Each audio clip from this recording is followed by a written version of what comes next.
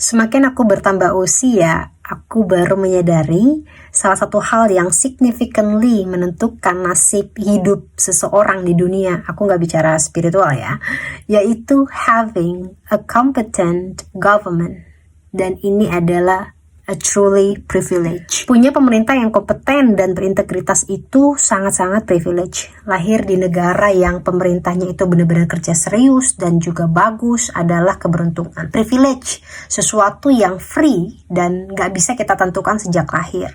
Dan juga sesuatu yang kita dapatkan secara cuma-cuma tanpa usaha pribadi. Memang ketika berbicara privilege, banyak banget layer dan segmennya ya. Tapi kali ini aku mau bahas tentang sistem pemerintahan dan manusia yang menjalankan roda pemerintahan itu sendiri.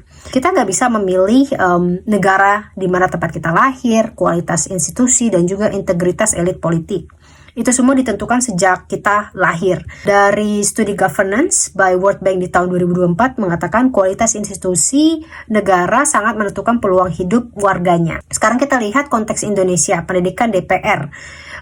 Data resmi dari BPS yaitu Statistik Politik 2024 mengatakan 10,85% anggota DPR itu lulusan SMA. Dan juga diantaranya 36,38% tidak mencantumkan latar pendidikan. Dan sepertinya terlihat syarat legal jadi DPR cukup SMA. Padahal untuk kerja jadi admin aja kita sering diminta S1 dan juga skill teknis. Secara kasat mata sepertinya syarat mengurus negara itu terlihat seperti pekerjaan yang entry level. Ini merupakan masalah kompetensi struktural. Ini bukan elitisme pendidikan, ini soal kecakapan mengelola kompleksitas negara. Negara mengurus anggaran triliunan, kebijakan publik, dan juga hidup nasib jutaan rakyat.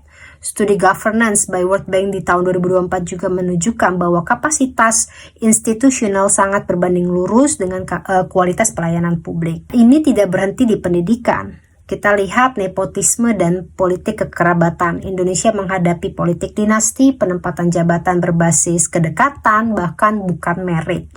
171 daerah teridentifikasi memiliki dinasti politik, baik Kemendagri di tahun 2023 dan penelitian by Purwanto di 2025. Dampaknya apa? Kualitas birokrasi turun, korupsi naik, bahkan kepercayaan publik juga sangat runtuh. Kita melihat sini terjadinya meritokrasi palsu. Secara hukum Indonesia mengklaim sistem merit, tapi praktiknya politik mengalahkan kompetensi, bahkan akses mengalahkan kapasitas.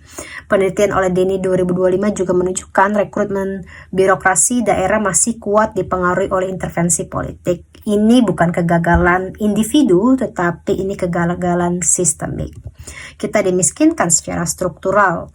Dan ketika ini terjadi, pekerjaan tidak sesuai kemampuan, jabatan tidak sesuai kapasitas, kebijakan tidak sesuai dengan realitas rakyat, maka ketimpangan akan terus direproduksi jika institusi tidak meritokratis. Jadi kalau hari ini kamu hidup di negara dengan pemerintah yang tidak kompeten, birokrasi kotor, kebijakan tidak masuk akal,